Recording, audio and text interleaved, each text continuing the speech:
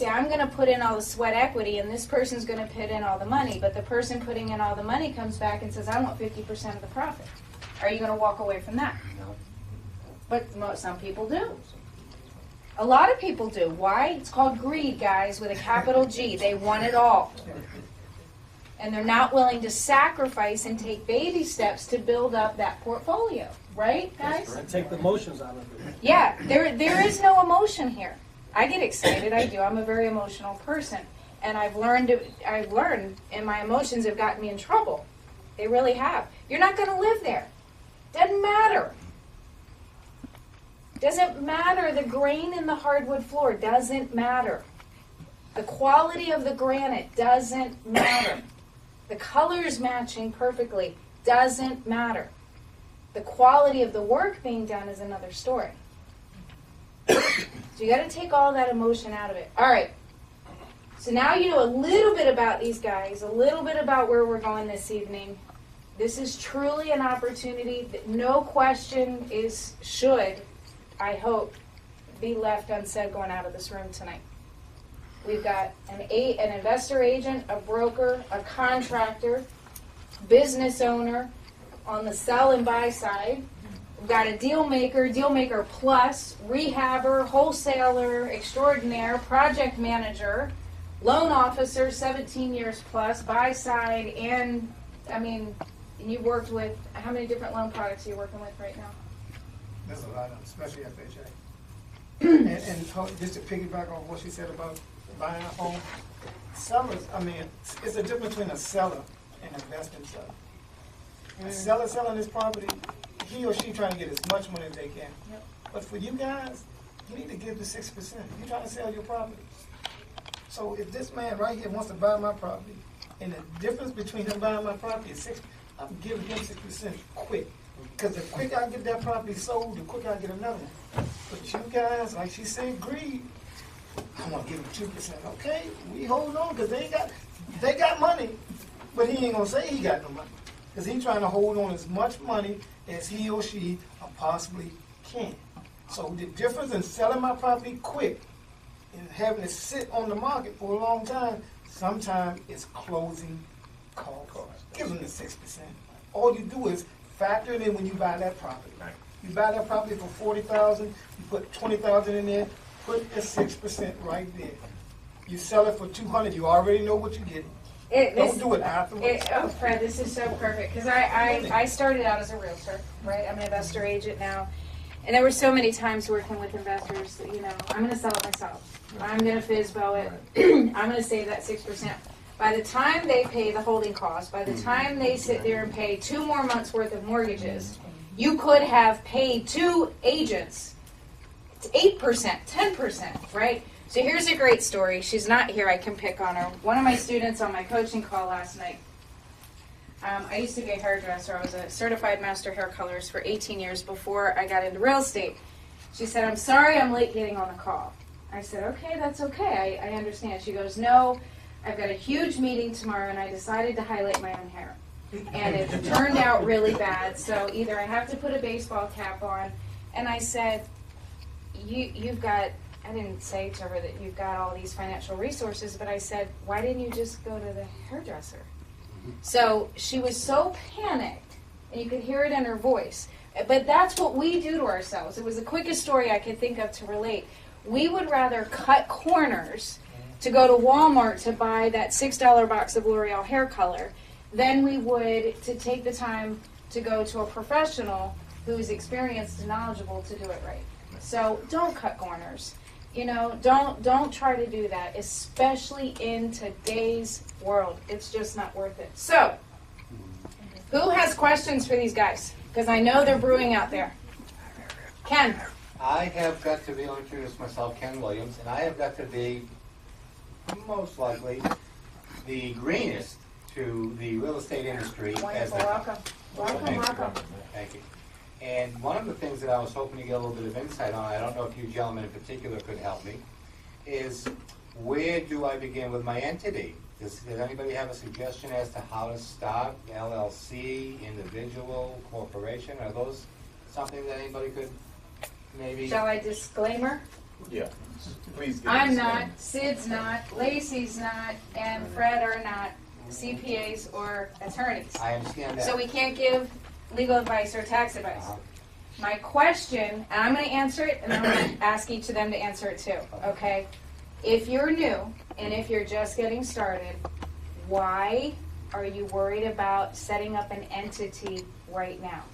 I felt that it went hand in hand with the education and presentation and being able to approach lenders, sellers, possible buyers, and not only begin to understand and feel confidence in myself, but confidence for them to have confidence in me as well. That part of that was to introduce myself as more than just an individual. Okay. And that was my concern. That is my concern. Absolutely. Sid? Well, I mean, if you have employees, just you? No, just Well, myself. just do the LLC. That would be the fastest and the cheapest way to protect yourself and protect your assets. But if you had employees, then I would maybe suggest doing the S corporation. But since you don't have any employees, the LLC would be the best thing to protect you. Thank you, Sid. And I realized that coming right out asking the question that neither of you gentlemen were here for that reason tonight. But you know, it was offered. I did take the opportunity. Absolutely. I asked and I got. So thank you. Right. And yes, because those are the two things that I've been considering. And thank you too, Tammy, for hey, wait a minute, why do you need that right now? Right. You Now have- I'm gonna put my investor hat on. And I'm gonna share two sides of it. All of you in this room will have to hear this, okay? Some things that I say you'll love to hear, and some things are just simply, it's blunt. But it's because I've learned it 15 years and I wasn't taught it. We're taught when we go to these seminars and things like that, you know, go get an LLC, go get your first deal, go get an LLC, da da da da da. An LLC costs $150. You know, you get it expedited, you go down, you set it up, and it's 123 Main Street LLC. Okay, it's not a big deal. It's a limited liability corporation, and the only reason it exists is to limit your liability. But unless you are actively doing real estate, and I know you're new and you're actively getting there, until you have that deal, you don't really need the LLC. Now that's one part. When you get the deal and you get the deal tied up, now you have to decide, are you going to flip it and hold it? Are you going to hold it long term as a buy and hold and rent it out? Are you going to turn around and wholesale it to someone? Or are you going to turn around and rehab it and then flip it to sell? Because if that's the case, that LLC has three completely different reasons for its existence, right? If you're going to tie up, let's take Charlie. Charlie's got a deal, okay? Right now, I'm going to help him with it. This is live, this is real. I will advise him to tie this property up never in his own name. Lesson number one, never ever tie real estate up in your own name. It's very dangerous, okay? Because if you get sued, all any attorney has to do is open up the books, public records, and say, what does John Doe own? And they see what you own, and they say, oh, he's got 10 homes. I'm going to sue him. But if the lawyers open up the public records and they don't see your name anywhere, then guess what they're going to say to that person sitting there in front of them that wants to sue you? They don't have any assets. Sorry. Sorry, yeah. Go on your way. Okay, so you have this property. Charlie's got this property, and he was going to tie it up. And I'm not going to let him tie it up in his own name. So he's going to tie it up on a piece of paper that says Charlie, what's your last name? Murphy. Charlie Murphy. Now you write this down. Ready? Ken, what's your last name? Williams. Ken Williams, comma, and or assigns. That means you have the right to now assign 123 Main Street LLC, which is a shell LLC that has nothing in it yet. It's just been created, but there's no assets in it. Okay, nothing. It's just a shell. Charlie now has this piece of paper. Can I see a piece of paper? Because I'm visual. Charlie's now got this piece of paper called a ratified contract for 123 Main Street LLC, but he wants to wholesale it. So he's going to come to you, Ken, and you say, "Oh my God, that's a really great deal. I'd like to buy that property." He now is going to assign this contract to you. And instead of Charlie selling you the property, all you're simply doing is buying the LLC. that Charlie has created. Understand? Okay, so that's one way. But let's say you buy the property and you want to put it into an LLC because you're going to rent it out. What if a tenant falls on the steps and wants to sue you? Then he's renting it from the LLC. Correct. He's not renting it from Ken. Okay. That's correct. So, where do you learn this? A, in these rooms, because we have experience, even though we're not lawyers and CPAs. We have CPAs on our team, okay? I have a CPA, a brand new CPA firm that I just hired. There's 9 CPAs in this firm, okay? Because as you grow and get bigger, you got to get bigger and bigger with your team.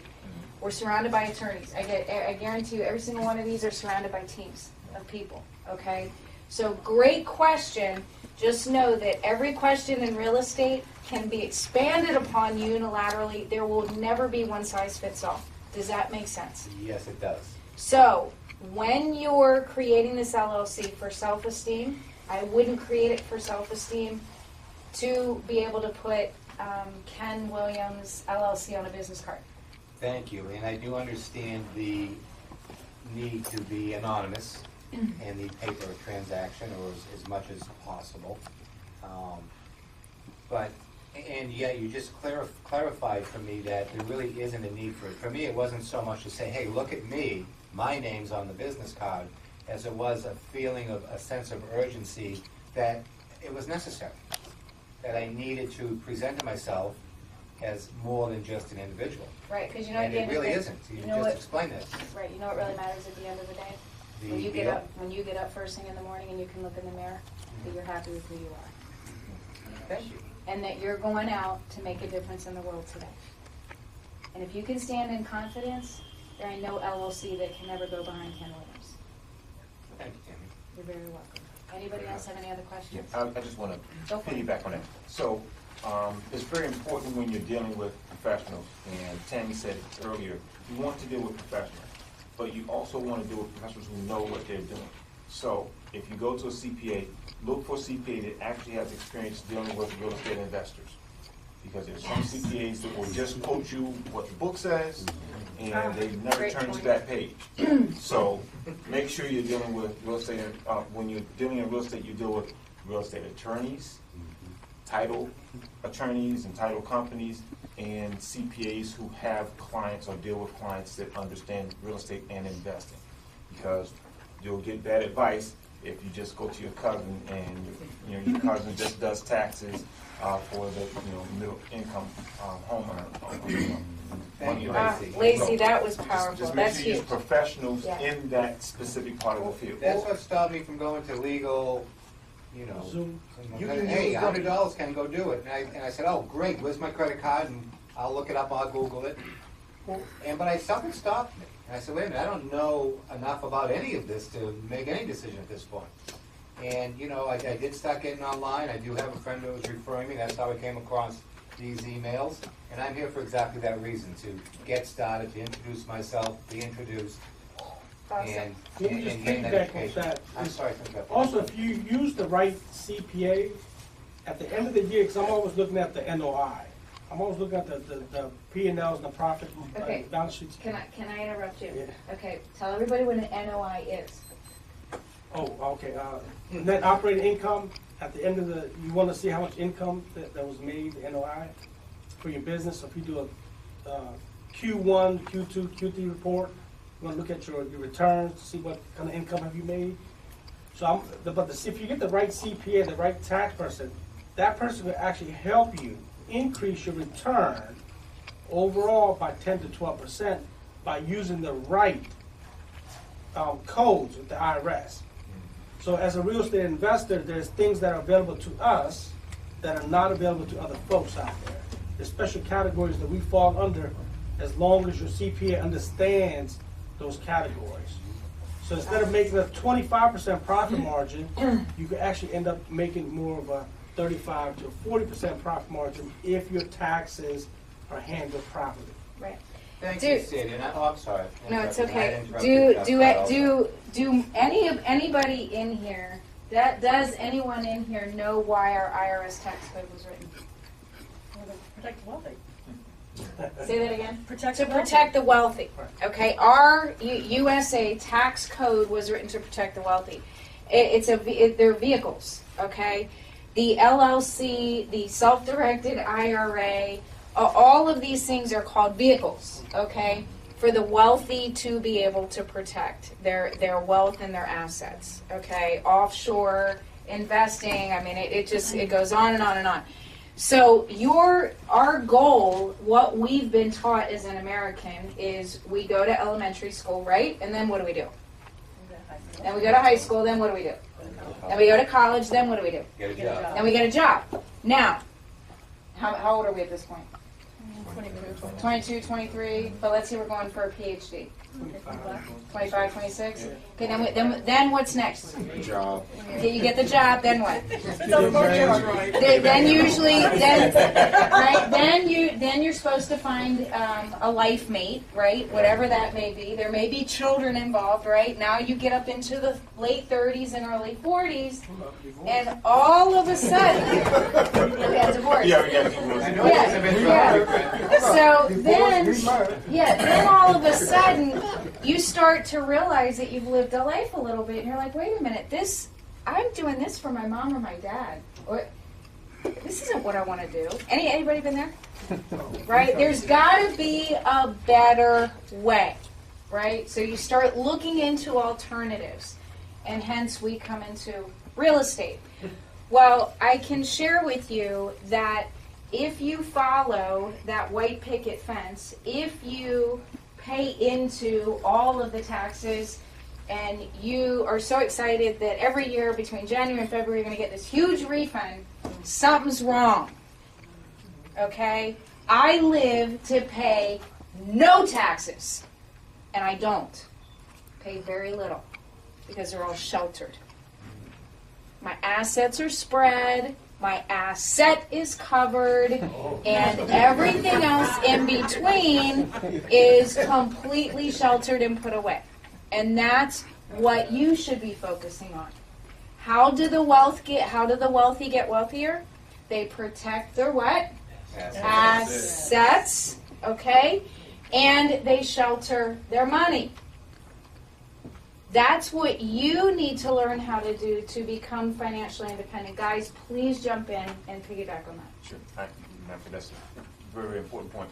So, what Tammy said is very important, but don't be paralyzed by that.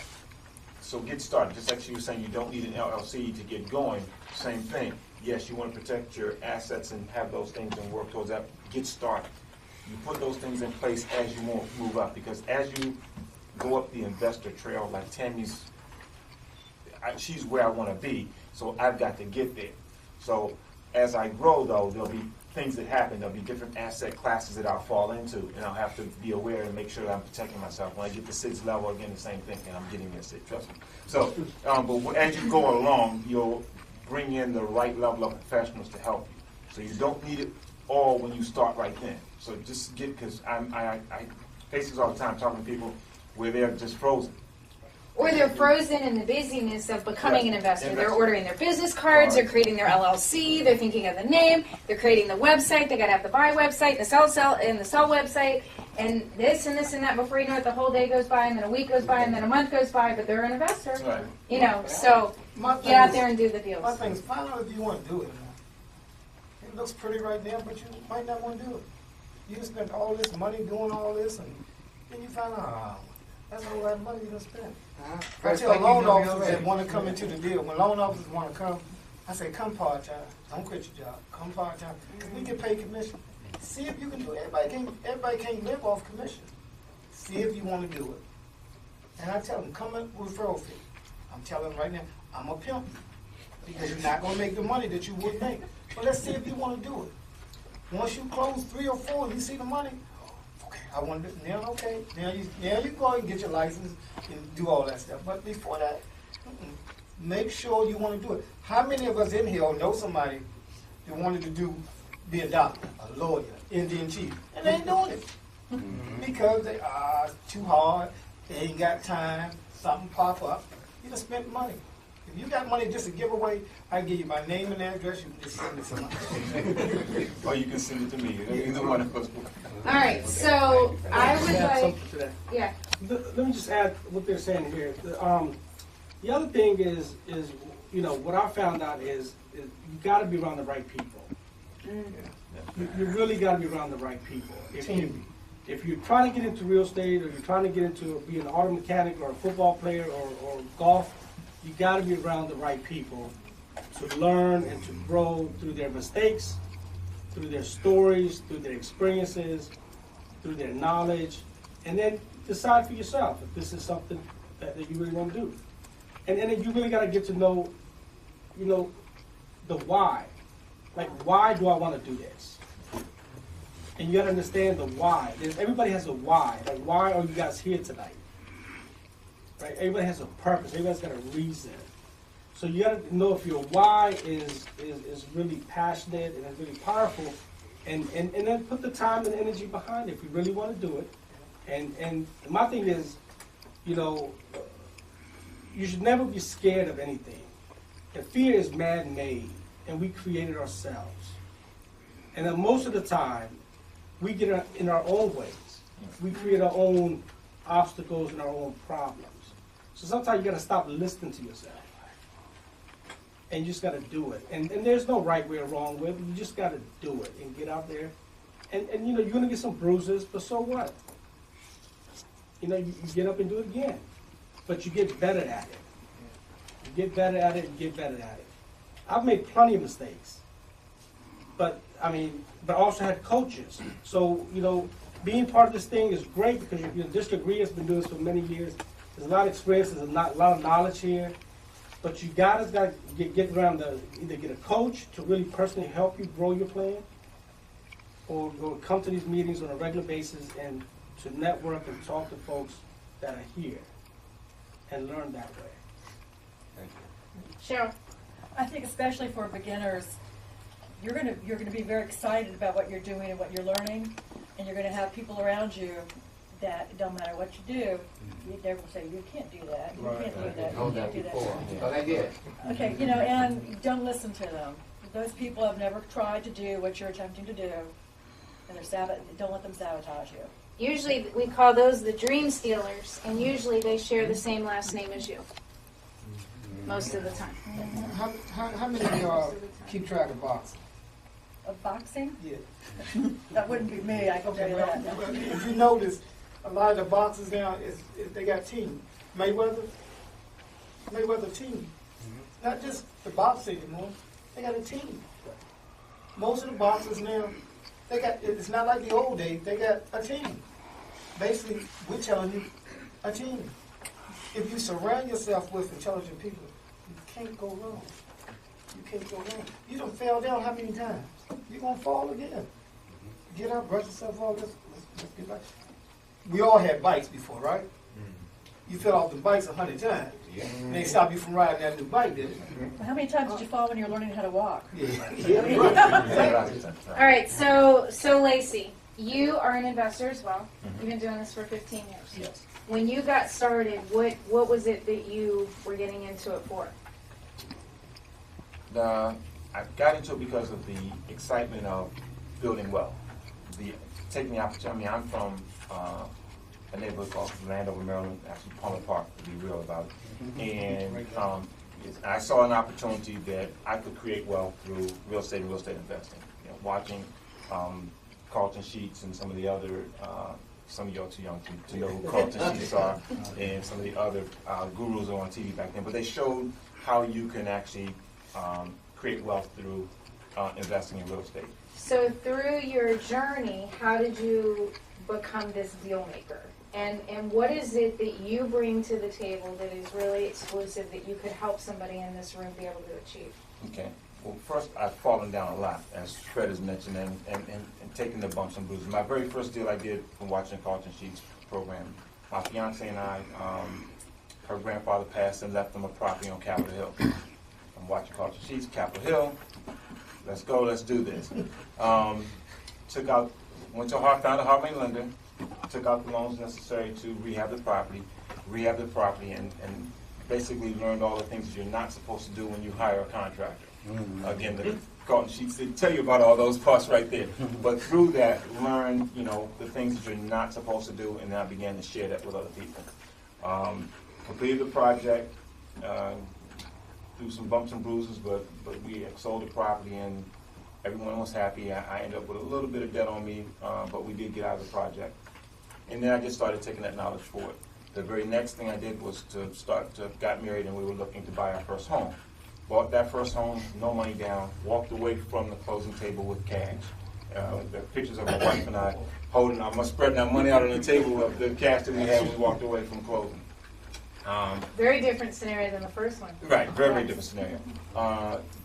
But became intrigued with doing loans, and I started doing loans part-time and ended up doing loans full-time, working for one of the national companies that no Oh, longer so with us. you've been a loan officer as well. Yes, So I've been you a loan. have that behind you. Right.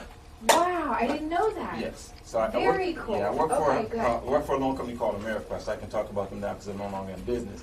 And since my background was working with investors, and I came to that company, I'm like, oh, well, that's great. But I kept bringing investor loans, and at that time they were interested in a different kind of loan that had more points and more money that they could make. But through that process, found out that I really wanted to help people share, make sure that if I could help them not make the mistakes that I've made, started doing that, and that's where that little wholesaling piece came, because I actually started finding, okay, I got an investor. Let's go find you some properties. Because if I find you a property, you're going to come do a loan with me. So I started finding properties for my investors, and I had several investors I worked with, and we did 4 or 5 loans together because, again, relationship. Right. So Some of the investors that are in the room tonight, okay, just getting started, Right. and they need someone to work with them to help them. Yes. Obviously, educating themselves is huge so that they learn not only the mistakes, but the things to do and not to do. That's where we come in to provide you with the education. Lacey, you have a pipeline of deals? Yes. So you have a good inventory list right now? I have a good inventory, and yes, I'm ready to move deals and bring on investors and help them find properties. The biggest thing I do is analyze. I help try to analyze the properties, and I work with people. They're contractors I work with who can go in and they can look at a property and they'll tell my investor this is a deal, good deal, or not a good deal. I don't know everything. As a matter of fact, Right. I try to make sure I put people in the hands of professionals who know, so they don't have to take my word for it. Take the word of the guy who's been doing it for 17 years. Take the word of someone who's had sold a $32 million company. So listen to those people, and then you can come to me and I'll help you work your way through the system. Okay. But I do want to say something that's very important. The one thing I didn't have when I started was a local RIA or coming to a group that helped mentor you. Again, I was a late night commercial, and then once I got the materials, reading the materials and then going forward. I didn't have anyone who could say, sit down with and talk to them. And that's extremely important. And if you can get in a RIA, get with a group like Tammy and learn from them, take the courses and get the education, you'll save yourself some of the headaches. So. Thank you.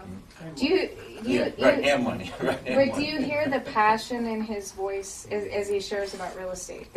That's what you're going to find in the whole world of real estate. It amazes me still to this day, the passion that exudes. We love what we do. We eat it, breathe it, sleep it, drink it. I am addicted. My name is Tammy Phelps. I admit it is an addiction. And I don't go to work every day. I do this 8 days a week, 25 hours a day, but I don't go to work. I absolutely love what I do. There's good days and bad days. There's hard days, and there's days to celebrate. We're celebrating tomorrow night. Having dinner. With not only for Vicky's birthday, the birthday girl out front, Vicky, our executive director.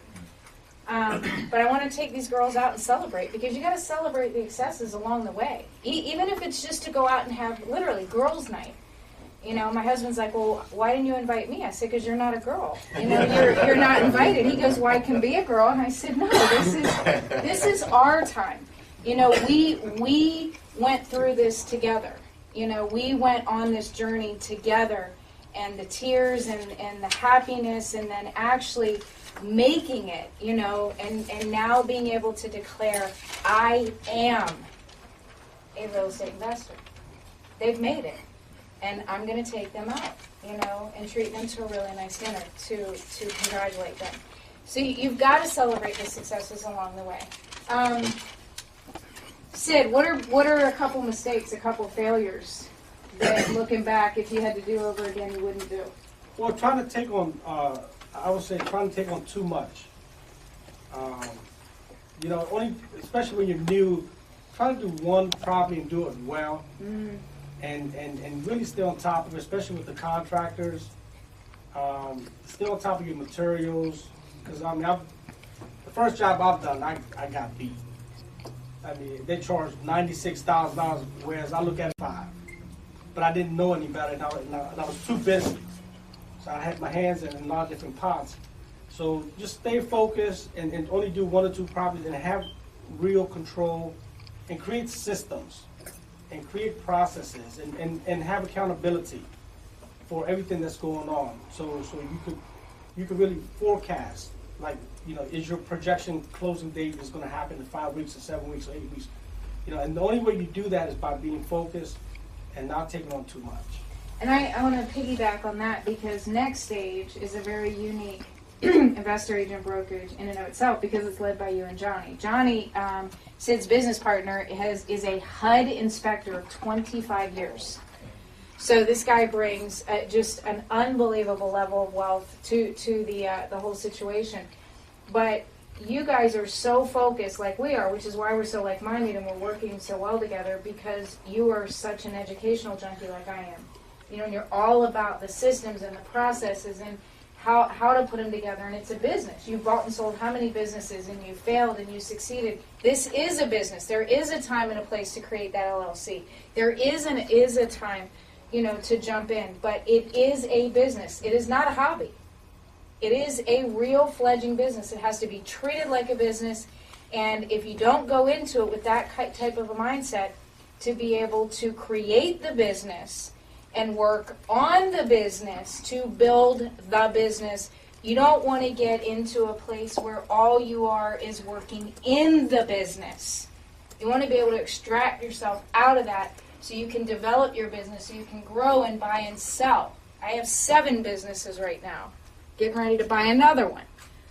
You know, and how in the world do we do that? It's because we leverage other people's skills, talents, and resources to take on. I just hired an executive assistant for the first time in my life. This means I had to let go of total control over my life, my calendar. I had to let somebody go into my email. I had to let my guard down. How many hours do you think she put in last week on her first week? 40. I still can't believe that she put in 40 hours, and I still haven't even handed over what I'm going to hand over to her.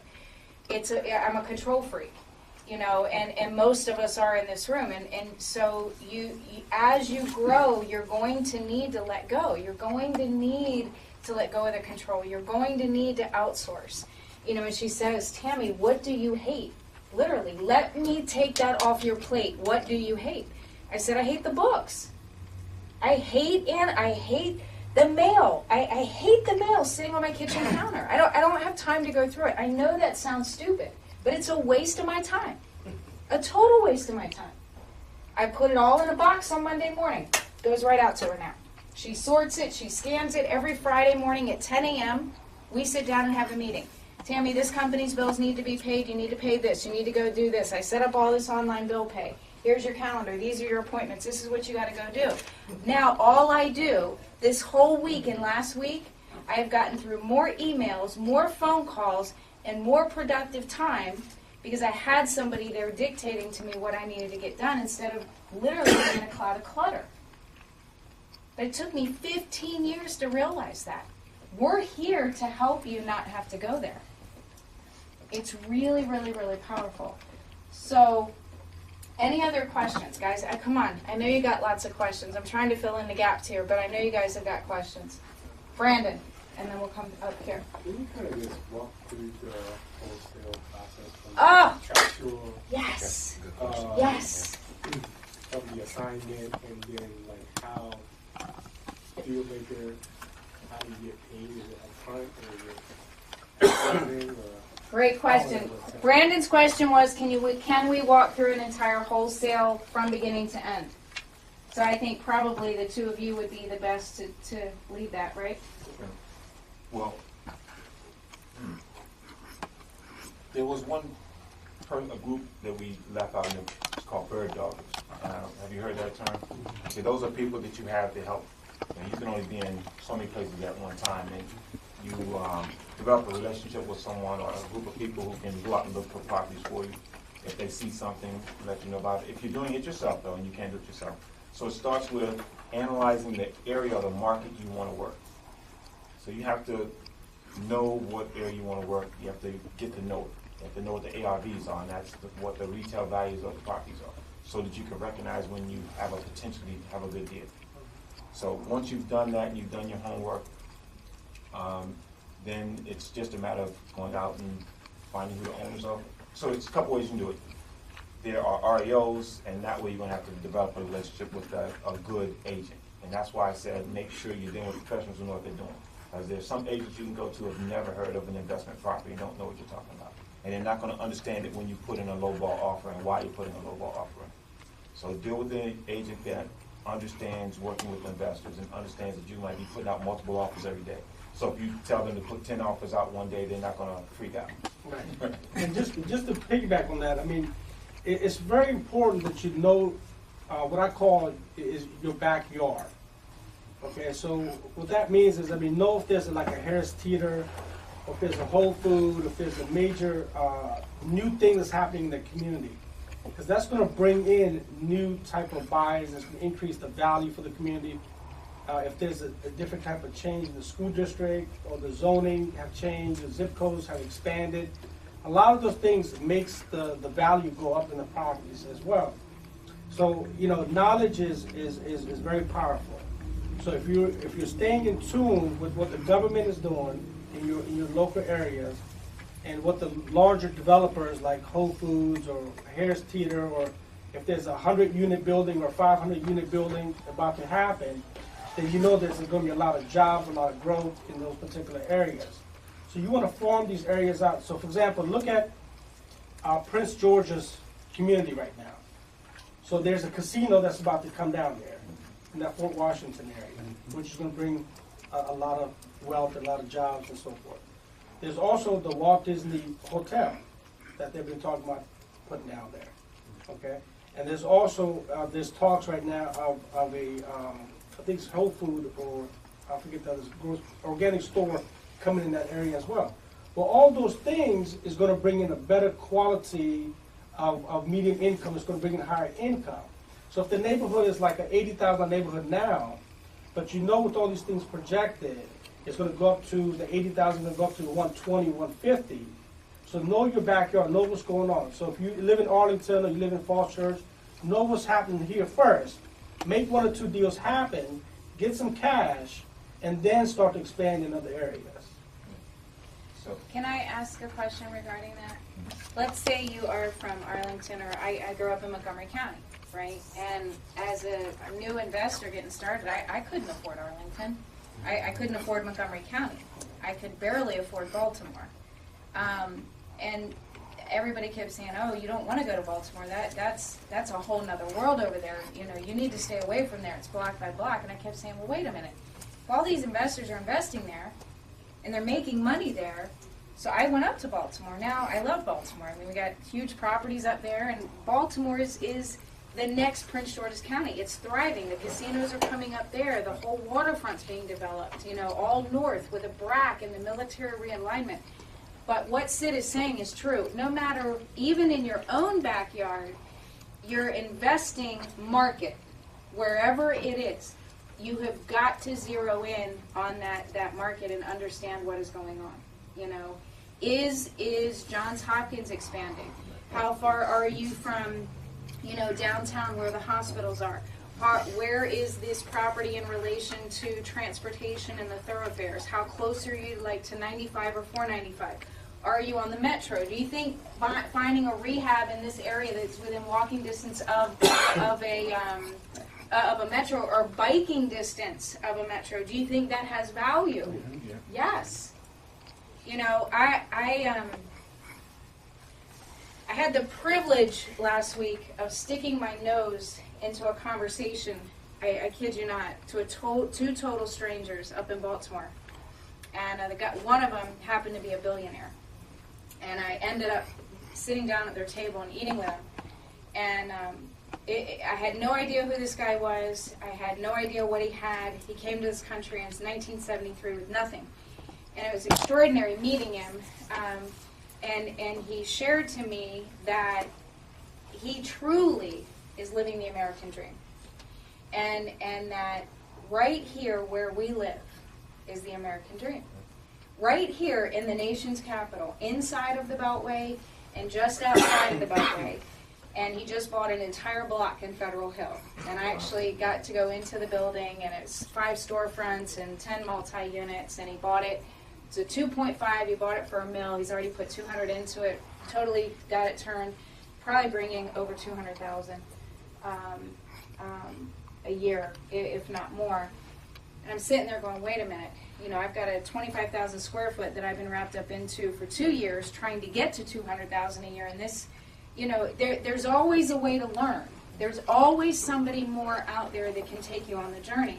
But you got to know your market. Well, this guy's a billionaire, doesn't need money. He told me he doesn't need the money. And he said, I'm up here every day. And I said, you live in Potomac and you're up here in Baltimore every day? I said, why? And you know what he said to me?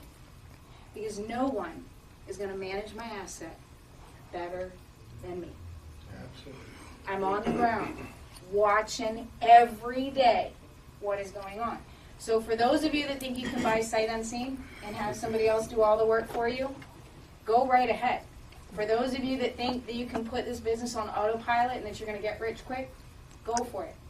But when I have a billionaire standing in front of me overseeing dust and dirt and 6 crews on a daily basis, driving an hour to an hour and a half one way, overseeing his asset, I learned a very valuable lesson in that moment. It doesn't matter what you have. No one is going to manage your asset the way that you do. So you've got to control your team. It was powerful. It was a very, very powerful lesson for me. So you've got to know your markets no matter where you are.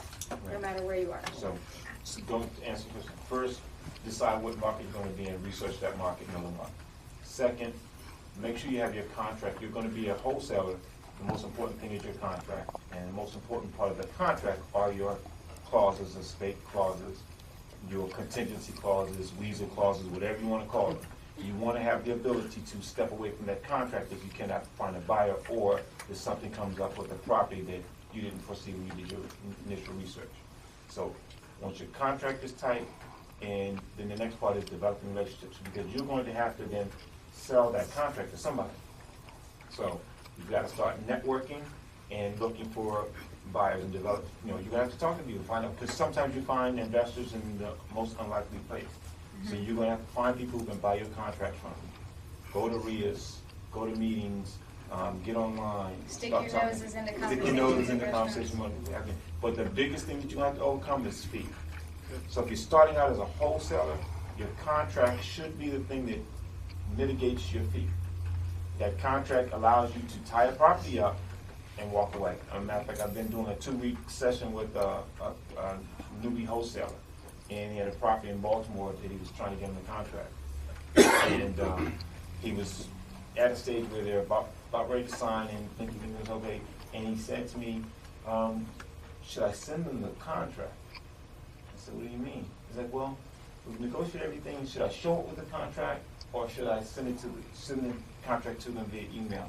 And I was like, really doesn't make a difference, because you want to know if you have a good deal, go ahead and send the contract to them via email, because if they have a question about your offer, it'll come up right then. You'll know immediately if there are any issues, as opposed to you driving all the way to Baltimore and then presenting a contract to them and then them not accepting the terms, and you got to renegotiate everything. So it's just his fear. He could, I mean, it was like for an hour, he called me back. You sure? Yeah, he's like, you sure it's a send? I was like, what? I said, hit send. And I never, Probably afraid of what the response was going to be on the other right, side. he was afraid of what the response was going to be. And he got a positive response. This particular deal he thought was dead. He thought the deal was dead. And what kept it alive was him not being afraid to send them a contract. Okay. Now, they're in the next stage of him going in and getting that contract done and being able to put it out to his network that he's developed. But the send, it was like hit send. You call me 3 times. It's like hit send and find out later on, you know. So overcoming the fear, your contract, make sure that's tight, networking, knowing your neighborhood. That's the basic parts of it. And again, so in real estate investing is like art. There's a science to it, it's like art. It's, you know, someone can tell you the 10 steps to do it, and you'll find out that there are 15. And you know, Johnny said something. I mean, Johnny. I got Johnny on the brain.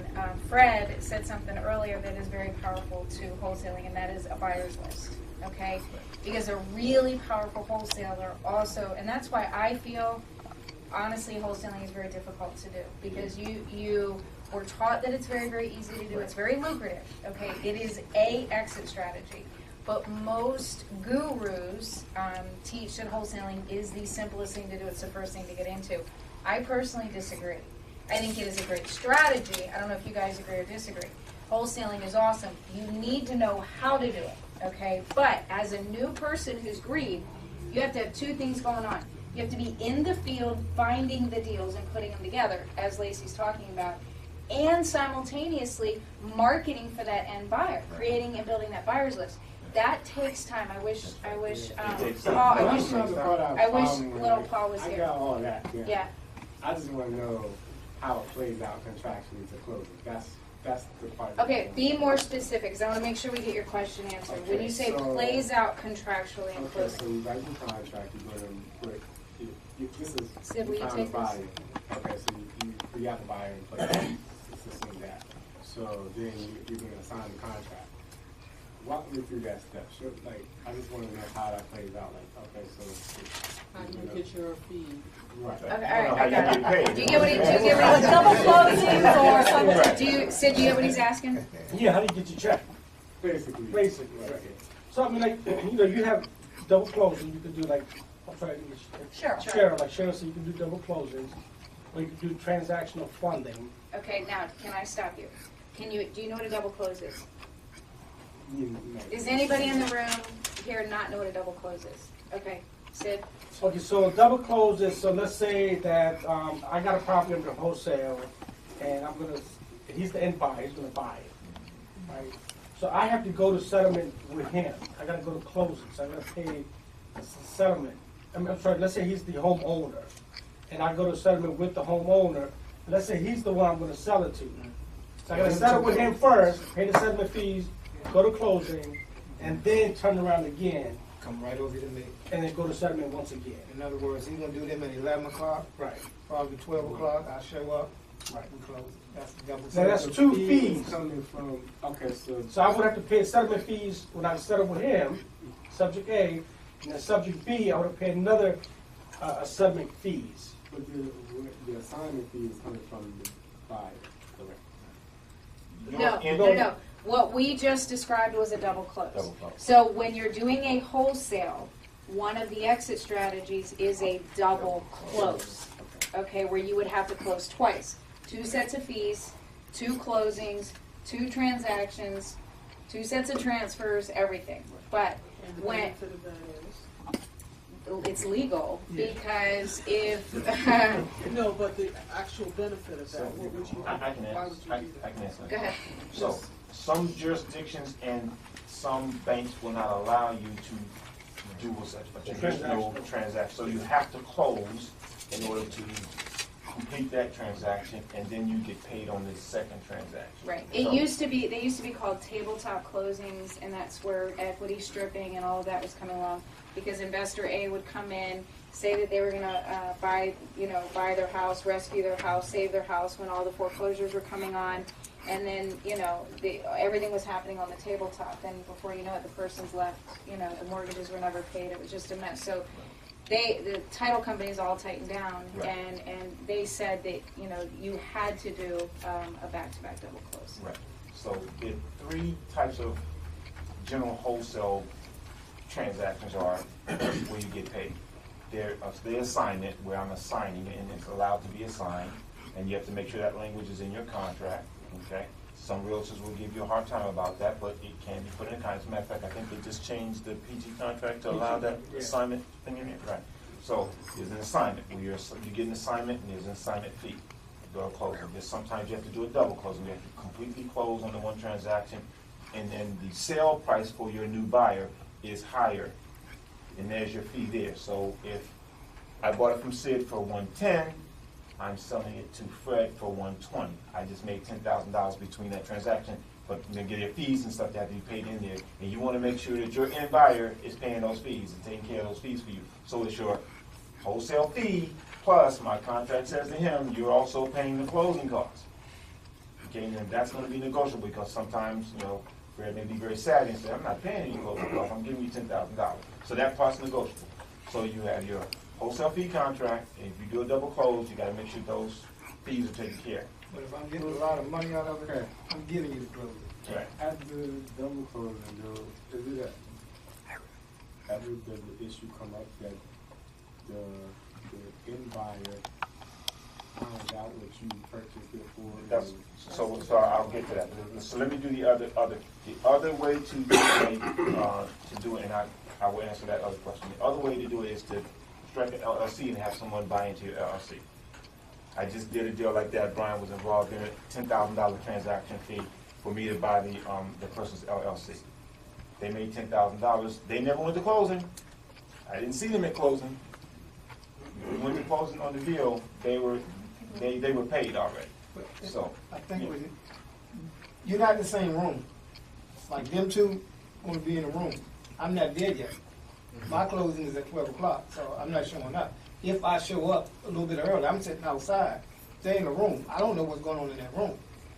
When they come out the room, okay, it's time for mine to start. If he happens to go back in the room, okay, all right.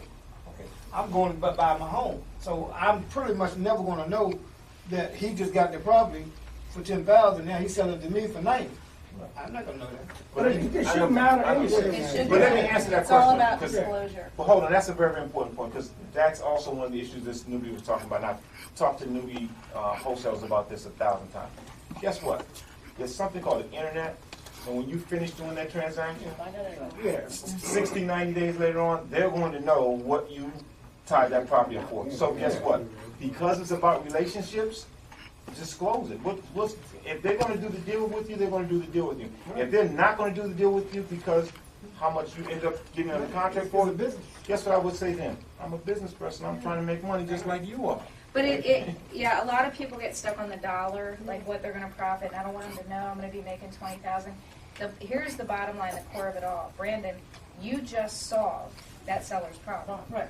And if you can show that seller, Mr. Seller, if I can buy your house for X and get you over to California where you wanna go, and I'm able to quickly turn it, and I make $10,000 or $15,000, because I have a family too. I have bills and I have kids to pay and college tuition and other payments too. This is how I make my living. I probably will make a little bit of a profit there. Guess what they say? I don't care. Go for it. Hope you make as much as you can. Right. You're solving their problem, and that's the focus. Another way you can get, and I've seen it happen this way too, is you assign the paper and they fulfill the closing and they pay you the wholesale fee up front. Right. And you just assign. And that's the best way to get it done. And that's the best way to get it done. I would save that for last. That's the best way to get it done. Because that's simple, that's clean. It's just not it's always done. that sweet. It's just not always that simple though. Right. Some people won't do it. They want to keep you locked into the deal until the very end. Right. Because they don't want to pay you unless they know for a fact they're going to settle it. Right. And the problem with that is you may have done all your work, they screw it up. Right. That's correct. So you want to get paid for your work when you can. So now, having that on the table, so it's about the relationships you develop with your end buyers. So if you're concerned about that, you want to make sure that you're developing relationships with end buyers who don't care how much you make. So you want to have that conversation. The questions you want to ask your end buyers, your cash buyers or whatever kind of people that you're dealing with, you want to ask them a few questions. Did that help, Brandon? Yeah. Yeah. Does that help a little bit? Okay. And your name? Jeremy. Jeremy had a question. If you had the funds to fund a deal, is there a reason why you go ahead and use a hard money lender anyway? The question was if you personally had the funds Yeah. If you personally had the funds, would you go ahead and use another source of funding? That is a great question. And I have Oh. an answer for that. All right, Fred, did you hear the question? All right, so you need to answer, and Sid, you need to answer. I want to hear this. Never play with your own money. Oh, yes. Why? You gambling with your money. You lose, that's your. I got $10. I'm gonna take a chance over here and buy something in this machine. It may work or may not work. Get $10. Give me $10. Play with your money. If it don't work, okay. But you don't want to play with your money. Now you can use your money. When you go to a hard money lender, you can now use your money to do something else you might want to do. You see what I'm saying? So the deal, let's say the deal, you get it for $20,000, $40,000, and you want to put 20 in it. Okay. Well, yeah, you might want to take 20 if you wanted to, but I wouldn't. I would use all the hard money deals, all of it, because you're just doing it. You still got your money right over here. You just doing. You want to make some money, so now you don't have to make as much. Why? Because you got your money over here. When you tie your money up, you trying to get every dime out of it. Now you press. I ain't letting this property go because I got to get this amount. Because you put your money in. No, put your money in there. And God Yeah, forbid something happens. Just to piggyback with that, I mean, I agree with what he's saying. You always want to use other people's money as much as you can. But also, if you're sitting on $100 million, So that's different. you know what I mean? Just so happened to be Yeah. I mean, if you're sitting on a lot of money and you can afford to put $100,000 into a deal and not have to incur that $20,000 fee deal with the hard money, and you can afford to do that and you still have enough cushion, then I would use my cash. It really depends on the Do situation. you got 100 million? So Fred and I have recently been talking, and Fred will hear me use a word, and if you have a good credit profile, meaning you've got assets, good score, and you have income, you need those three things. Reserve. Well, and also reserve. So your profile is good. You gotta do a profile. So it's not just your score. It's not just your income. It's not just your assets. So you have to understand all those things. But if you have those and you have the cash, okay, there's some deals you may do with the cash because it makes sense. But typically, you want to use other people's money because you get to do more deals. So if you have $20,000, you can do two $20,000 deals as opposed to only one. But if you're first starting out and there's some fear there, you want it, but you're more nervous when you use your own money. Can I interrupt you for a second? Because I haven't heard literally. I mean, I learn every day. You guys just said 4 things that are really, really important, and I haven't heard those 4 things said like that before in all these years. Can you repeat them? You said it's not just your credit score. Right, correct. So it's your FICO. Right, it's your FICO right? score. And so let's go to Fred. So Fred, if I come to you and whatever, it's an investor loan or an FHA loan, right?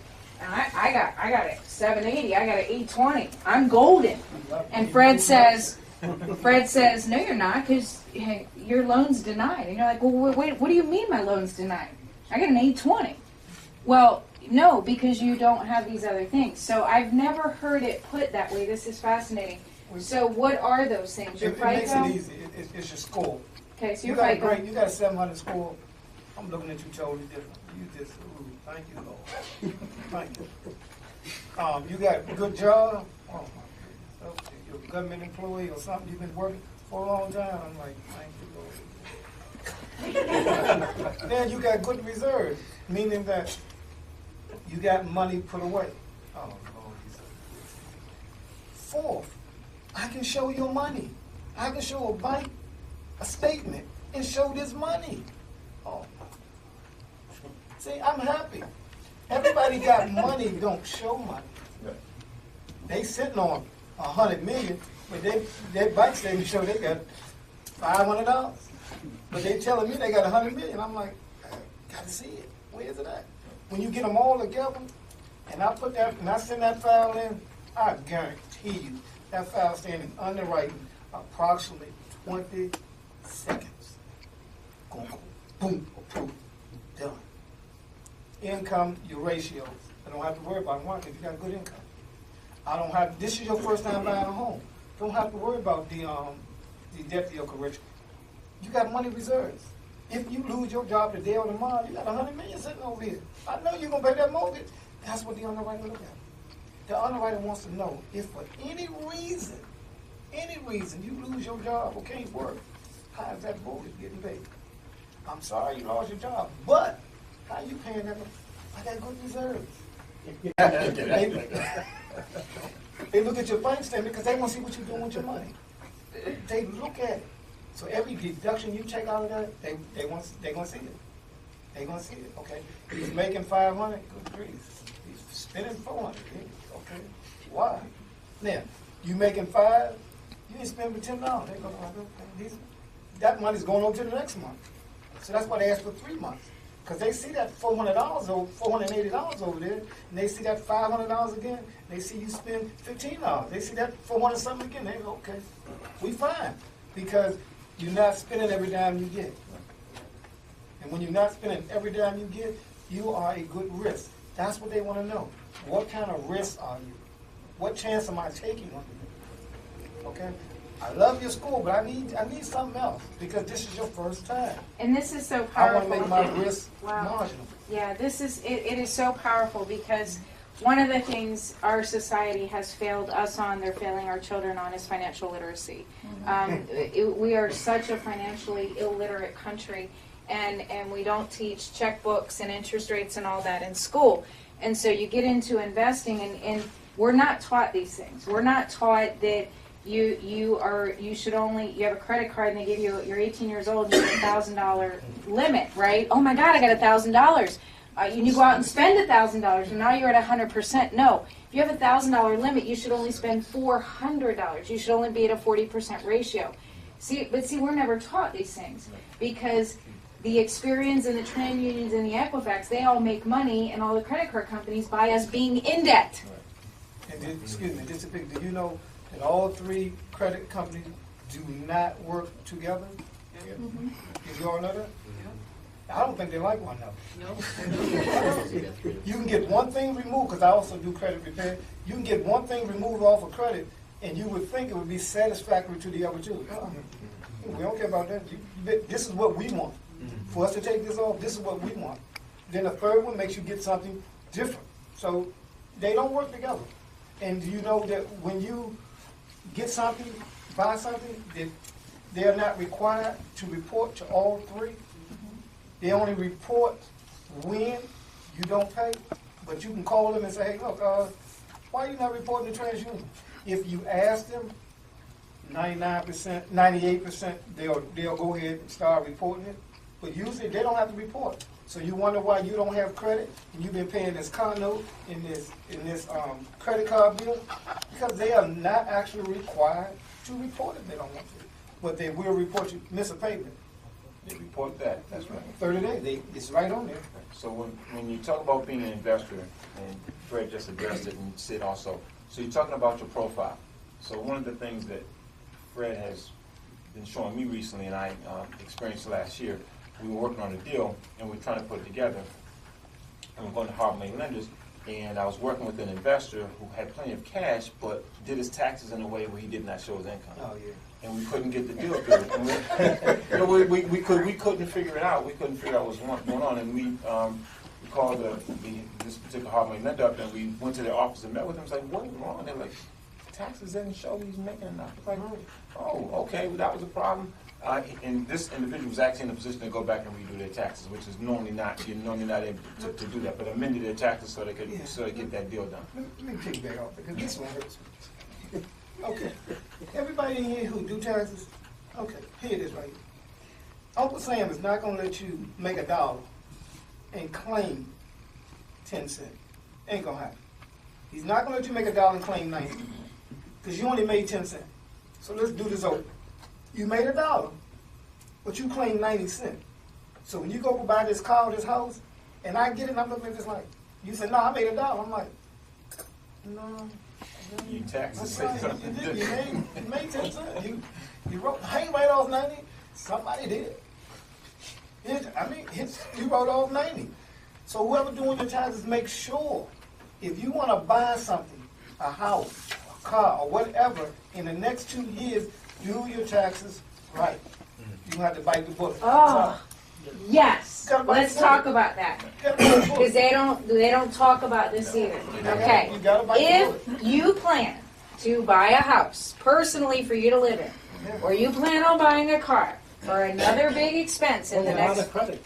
or big lines of credit, It okay? costs more than $10. That's right. That costs more than $10. You have to have a completely different looking tax return, Correct. okay? That goes into your profile. Right. Right now, if I personally wanted, the way I have my assets protected, right now, I show very little income. Okay. So you have to go to specialty lenders. Right, I have to go to specialty lenders, but see, I don't need to buy a house right now because I own several, and I love my little primary residence. It's more than enough for me and my husband. I don't need a car right now. Right. You know, but if next year, the next 2 years, I wanted to sell our home and think about buying another home, either my husband better stay employed and have a W-2, you know, to be able to offset that income, or I better start changing my taxes to itemize less, okay, so that there's more income coming in, so that I have 2 years of history to be able to buy that house. Because when you buy residential, they look at you. I'm in multi-unit and commercial. When I buy commercial properties, they look at me a little. What they're really looking at is the asset, the income of the asset. That's what's more important. So right now, I love the fact that I can itemize to the hill. It's awesome. You know, I flatline. I owed $1,967 last year. It's amazing. And just one more thing. So- This Oh, bank it's stuff. huge. Yeah. You W-2 employees who doing your own business. Okay, you W-2, you make 90, you go on that business side, and you write off 80, you ain't made but 10. That's what I just said. That's right.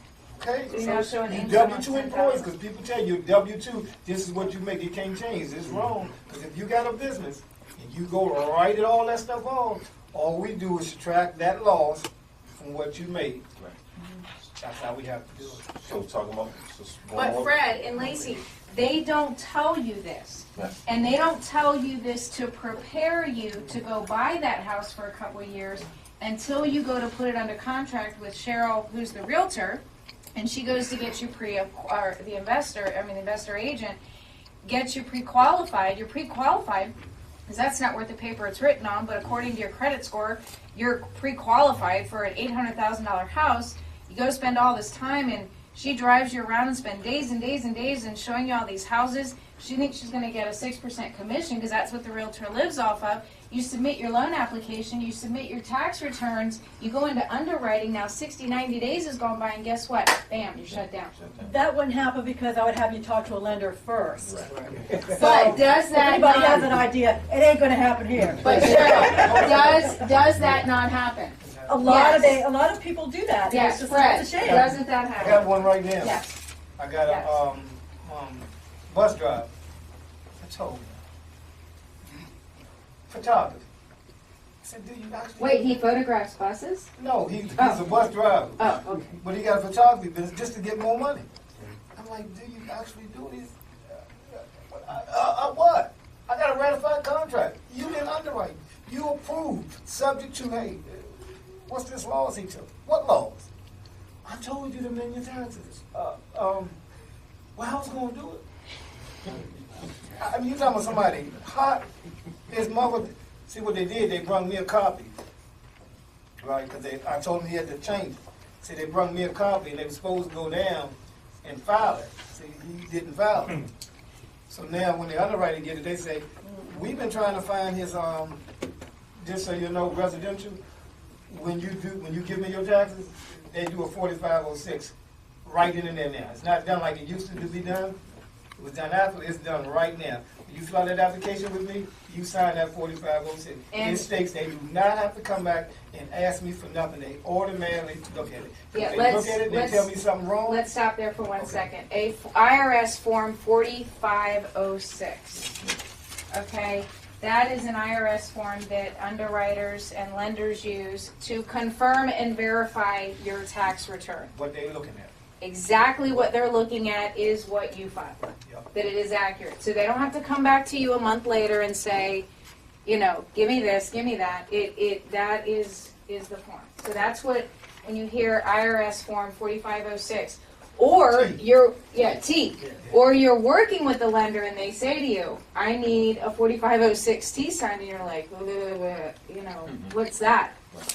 It's verifying your tax return. But again, it's relationships. Hold on, we have She's my two agent. questions back here. Steve, just one Yeah, second. I do my own taxes, but now I've got another person starting to do it. But explain to me what you just said about this. I got $90,000 in my W-2.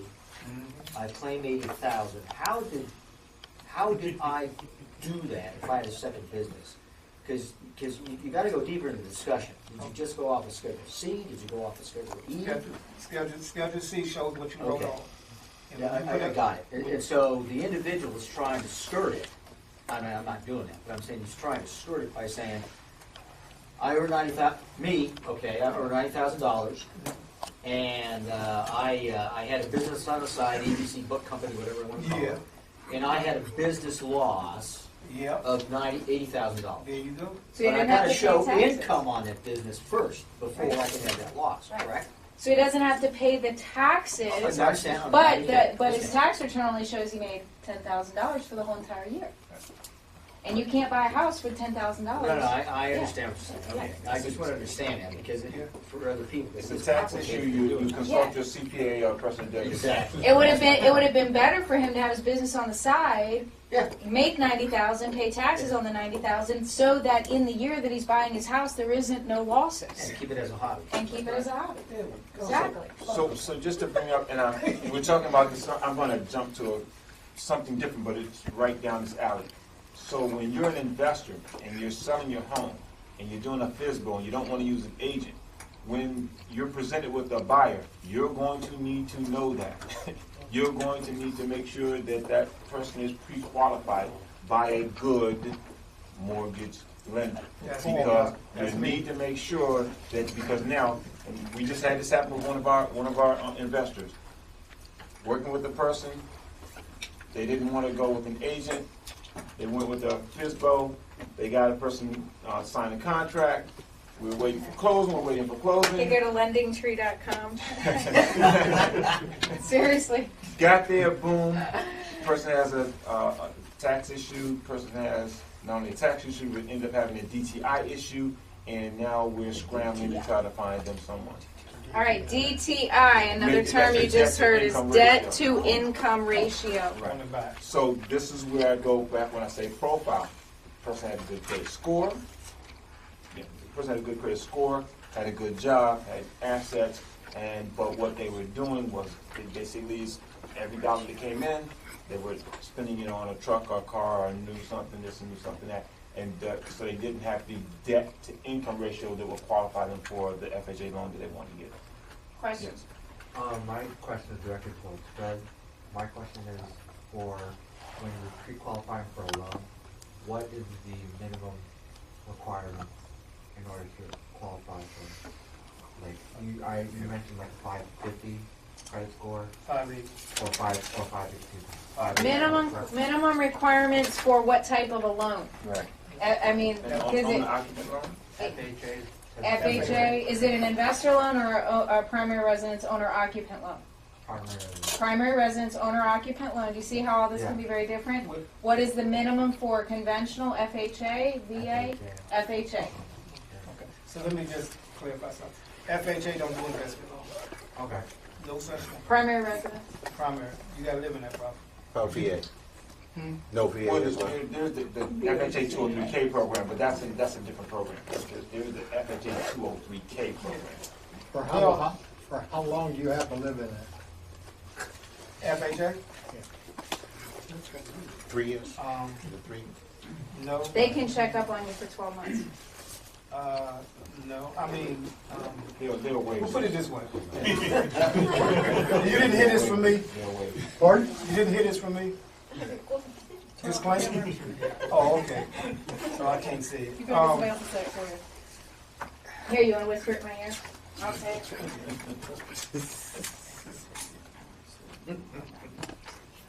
FHA says there's no certain rule how long you have to stay in that house. That's what I. You just have to say when you're signing the documents that you're going to be your primary residence at closing. right? Yeah. Yes, Right.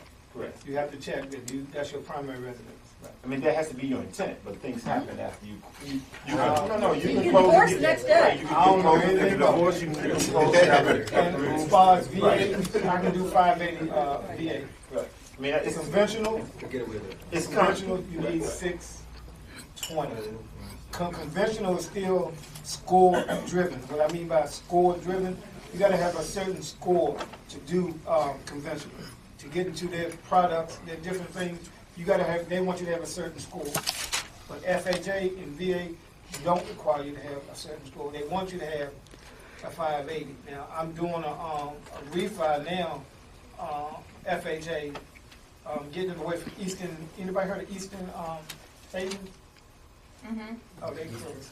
Yeah, I think you go. I'm sorry. Eastern Savings. I'm getting him away from them. His score is 560. So, again, it depends. So everybody's situation is different, so. How often can you get an FHA loan?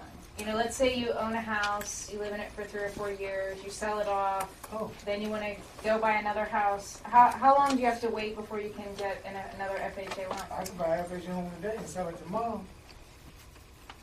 and get another one, but you have to make it make sense. Okay? I bought it in DC. No, I bought it in Montgomery County. I just been switched jobs to DC. So I want to move to DC. So I want to sell this home. But you can rent it also, can't you? If the distance is far enough, and then I gotta really write that story. Why? You know what I mean, y'all? I gotta prove that you got this job in DC. I gotta 50 prove that miles, this right? house is in DC. It's got to be 50 miles. I gotta prove all this now. It has to be documented. Yeah, I gotta physically prove it. If we can't prove it, then we gotta do something else. All right, let's take 2 more questions, and then we'll start to close down. Has this been informative? Yeah. I mean, I know it's not a big, sexy speaker up here and all that, but guys, this is like It's sexy. I don't know. like a guru, a national speaker. What? Oh, stop it! You're making me lose my train of thought. What I was trying to say is, we do these panels, we do these types of discussions because this is what's going on today. You know, these are the guys that are literally have left their 5 o'clock, whatever it is that they were doing in real estate, to come here to help you. And it's really important, you know, to know what is going on. These are local people that can help take your business to the next level, that are here to help you. That's why they align themselves with us and we align ourselves with them. They're real people that want to help make a difference in your life. Every single one of them, and I know that to be true because they left their families, children, whatever, football games, boxing matches, grandchildren, whatever it is, to come here and be with you guys. So would you guys mind giving them really just a really, really appreciate it. All right, so 2 questions. Well, yes, the question is about wholesaling. Well, I think, Tammy, you said something about that might not be the best way to put people to start. I mean, have y'all heard that same thing as well? I agree with Tammy saying with the caveat. If you don't have the money, well, the gurus teach wholesaling as a way to get in. But the other side of that is to wholesale, you have to network. If you don't have a buyer's list, you don't have people that you can sell that contract to, you basically run around getting properties on the contract, but then not able to move the contract. So you have to be able to move the contract. So as important as knowing what neighborhoods you're going to be in, as important as analyzing the deal is, you've got to be able to move the contract. Or again, it just becomes a hobby for you. You take on the hobby of looking at properties, analyzing them, and getting them on the contract, but not making any money from it because you can't move your contract. So if you are going to do the groundwork of networking, if you're going to do the groundwork of going to places where you can find investors to purchase your deals, you're going to be okay. But as Tammy said, that's easier said than done. Right. Now, if you want my own honest opinion of all my years of experience, regardless of what anybody says in this room, for me, it was easier to go find a deal somewhere where the numbers worked really well, that was inexpensive for me to get into, that I could either flip or turn into a rental, preferably flip because I wanted to make cash. I then go network at all the different meetings and events that I can and find somebody who does have capital that would be willing to do a joint venture with me to rehab the property so I could learn about rehabbing, so then I flip the property, now I have cash. You've just learned more in that than what you could in wholesaling. That is my own personal preference and my own personal experience. I've seen too many people get really frustrated and say this real estate does not work because they were led down the wholesaling path. Right. So now I 100% agree with Tammy, because partnering with someone who has experience and you doing the legwork and doing the hard things and finding and bringing deals and partnering is a better option than wholesaling, because again, if you're coming to the table and saying I don't have much money, I don't have much this, but those things can be supplemented if you are able to go out and look for partners. Right, like here's an example. I've got a 23 unit that I'm looking at, and I'm getting ready to close on some much bigger properties, and I've just decided I don't want this property, but I've got 8 months wrapped up into it. I'm getting it for nothing, and so and it's all cash, and the seller's going to hold back paper. I'm going to do all the analyzation on it, and then I'm going to turn around and literally I'm going to wholesale that deal. I'm not just going to give that deal away or stop working on it because I've got so much wrapped into it. I've got a 9-month relationship with this family, and they're going to hold the paper. But I will now disclose to them that I'm going to do all the work and I'll stay involved, but I am going to turn this over to someone. So you very well may be hearing me talk about the next 4 to 6 weeks, a 23 unit that I'm putting out there. That's the perfect time to do a wholesale. When you have the deal and you say, every deal's got an exit, right? Every deal has some sort of an exit on it. So you just have to say to yourself as the investor, what's the opportunity in this deal and in this deal? Maybe this one's a short sale. Maybe this one's a wholesale. Maybe this one is an assignment. Maybe this one is a rehab. Maybe this one is a flip. Find out what that exit strategy is. Too many people go in and do wholesaling, and all they look for is the wholesale deal. Right. And they miss all these other opportunities along the way. So, Right? No, that's 100% right. That's And then I've partnered with people, so if you guys find a deal and you're looking for an experienced partner, I've partnered with people as long as it makes sense. It's a win-win for everybody. right. But that's one of those situations where you've got to be willing to put work in and also give up some of the profit, because you're going to share that profit with an experienced real estate investor. And that's something that a lot of people miss. Again, going back to the Can't put a price tag on read or education. you learn when you partner with experienced investors. And I put a big caveat here. So anyone that's in this room that's a contractor, you are an immediate partner for someone trying to do a deal, because you can bring experience of knowing what you do and being able to look at, analyze, and evaluate the property, give them the good pricing on what the rehab is going to cost. So that's a natural partner. And people don't even look at partnering with contractors. They don't even think about the contractor as an investment partner. Yeah, sweat equity. Yes. Yeah. I'm a home builder and I'm a contractor. So, there's your partner right here. There you go. You need to partner with a lender. Oh, that's right. So getting back to that part. So Fred and I are actually working on a program. As he said, he does credit repair, and Vicky also does credit repair. And so you see Vicky, you don't know Vicky. So if you need some credit issues worked out, but here's the other side to making money. You have people out there who want to buy homes or in apartments and things like that, and you're an investor. And you meet those people and they want to buy a home from you, but they're not qualified yet. Get those people pre-qualified to buy your properties. So here you're creating your own buyer's list. Right, so work with people like Fred. Yes, that's why I was getting to that part. Work with people like Fred to get people who were not previously available. So this is virgin territory. No one's talking to them because they're not qualified. Work with Fred, work with your mortgage lender, get that person pre-qualified, get them in a credit repair program, and now guess what? That person's attached to you. All right, can I interrupt you? Fred, slowly and twice, name, don't forget the third. Okay.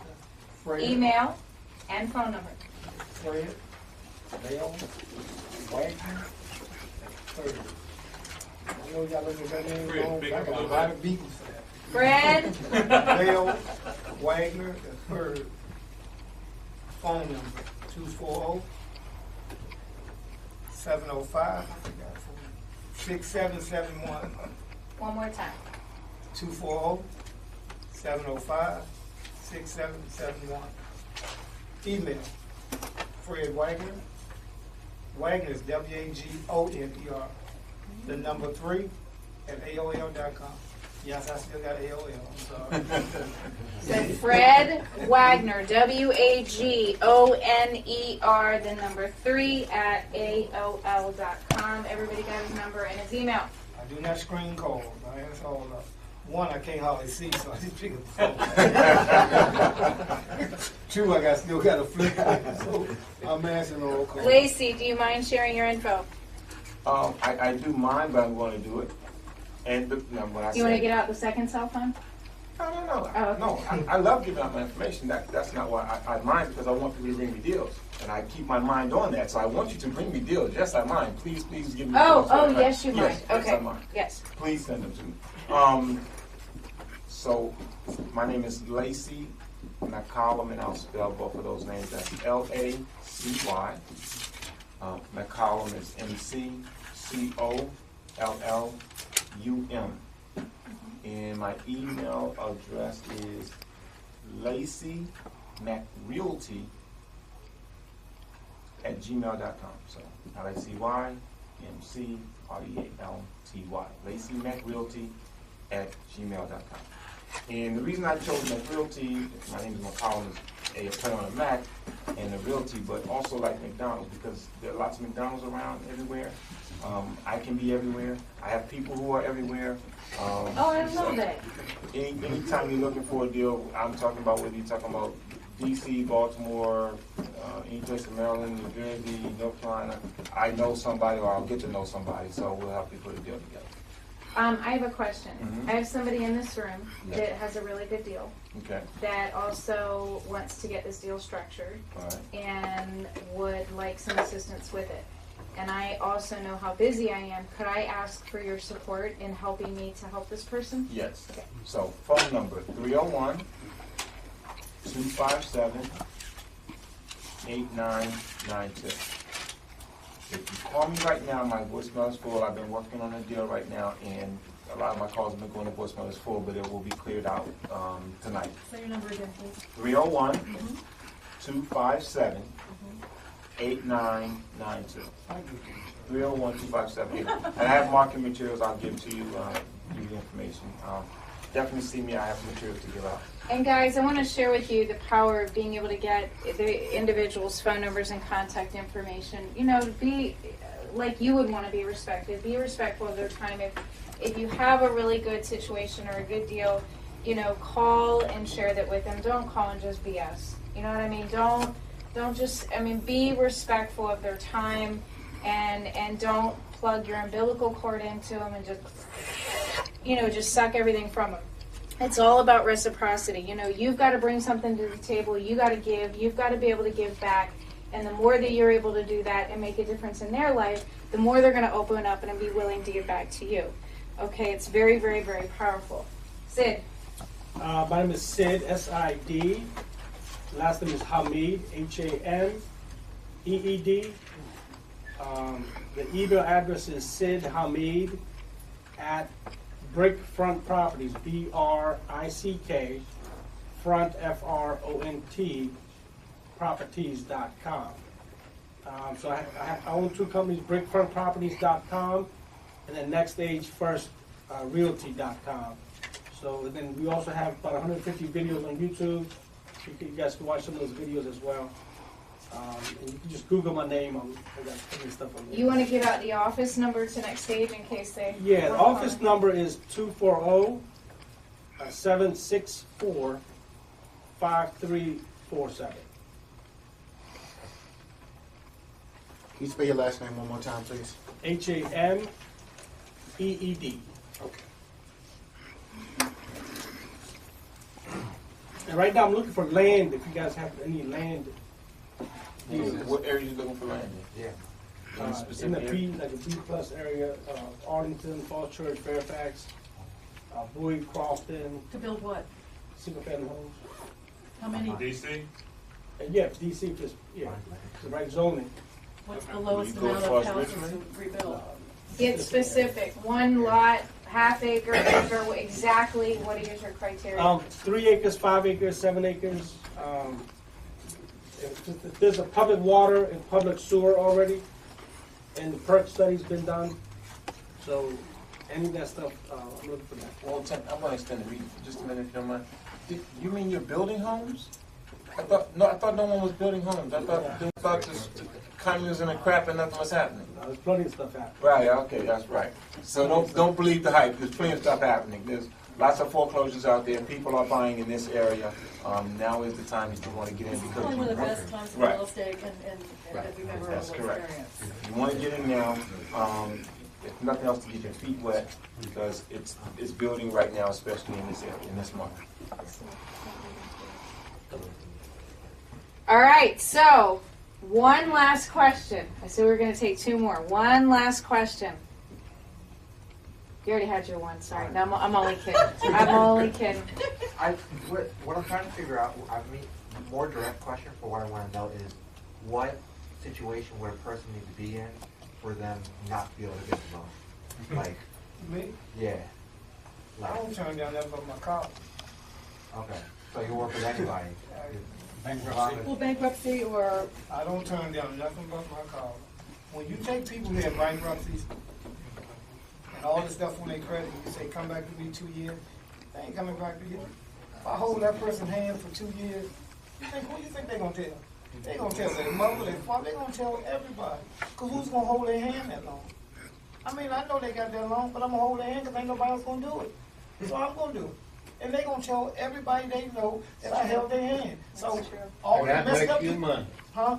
That makes you money. Yes, sir. So that don't matter. I'm gonna work with it. The only time I stop is when I become a bill collector. What I mean by when I call you, and you don't answer. I call you the next day, you don't answer. You start looking at that phone. Okay, it ain't serious to you no more. I stop and move on. But if you call me back, I'm gonna call you back.